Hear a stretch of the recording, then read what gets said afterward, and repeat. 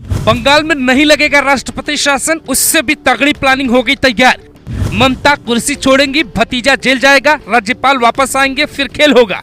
4 विकल्पों की चर्चा, किस पर लगेगी फाइनल मुहर, सुनिए अंदर की पूरी कहानी।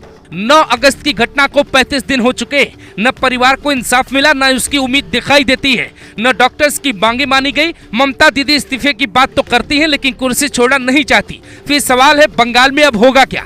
अलग अलग चैनल वाले रोज दावा करते हैं बंगाल राष्ट्रपति शासन की कगार पर है, लेकिन अंदर की कहानी जो अब सामने आई है वो बताती है फिलहाल सरकार राष्ट्रपति शासन के मूड में नहीं, बल्कि 4 बड़े विकल्पों पे चर्चा चल रही है, जिसके बारे में एक एक कर बताते हैं। लेकिन उसके पहले ममता बनर्जी की ये तस्वीर देख लीजिए। जब 2 दिनों में घंटों इंतजार के बाद ममता से मिलने डॉक्टर नहीं जाते तो खुद ममता बनर्जी डॉक्टर से मिलने जाती हैं, इमोशनल कार्ड खेलती है और कहती हैं आप बारिश में प्रदर्शन कर रहे हैं, हमें रात में नींद नहीं आ रही, आपकी काफी चिंता है, काम पर लौट जाइए। लेकिन सवाल ये है कि क्या ममता बनर्जी के दिल में वाकई ममता भरी होती तो क्या बिटिया को न्याय मिलने में इतना लंबा वक्त लग जाता। अब तो बंगाल की वो महिलाएं कहने लगी हैं कि दीदी वो दीदी नहीं रही जो कभी पहले हुआ करती थी, अब तो इन्हें कुर्सी छोड़ देनी चाहिए। लेकिन सवाल ये है कि अगर ममता बनर्जी मर्जी से कुर्सी छोड़ देती हैं तो क्या होगा। ममता के इस्तीफे के बाद बंगाल में क्या हो सकता है, जरा समझिए। नंबर 1, ममता बनर्जी के भतीजे अभिषेक बनर्जी को टीएमसी विधायक दल का नेता चुने और वो पश्चिम बंगाल के नए सीएम बन जाएं। लेकिन अभिषेक बनर्जी को अगर ईडी ने अरेस्ट कर लिया तो खेल पलट भी सकता है।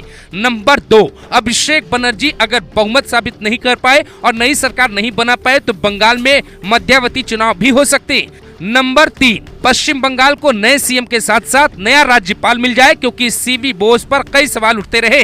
नंबर 4, कोलकाता केस की जांच में कई ऐसे नाम सामने आ जाएं जिनका सियासी कनेक्शन तगड़ा हो और घोटाले खुल जाए। हालांकि ये चारों संभावनाएं तभी सच होंगी जब ममता बनर्जी इस्तीफा देंगी। लेकिन ममता को करीब से जानने वाले लोग कहते हैं वो सिंपैथी हासिल करने की सियासत अब शुरू कर चुकी है और इसमें से कई बार सफल भी हो चुकी है। इसीलिए जो लोग ये कह रहे हैं कि ममता बनर्जी जैसे सिंगूर प्रोटेस्ट के बाद बड़ी नेता बनी फिर बंगाल की सीएम बनी, ठीक वैसे ही कोलकाता प्रोटेस्ट के बाद उनकी कुर्सी जा सकती है। उन लोगों को ममता बनर्जी ने ये तक जवाब दिया है कि मैं छात्र राजनीति से ही निकल कर आई हूँ और आज भी प्रदर्शन की कीमत जानती हूँ, पर कहते हैं सियासत में सब कुछ उतना साफ नहीं होता जितना दिखता है।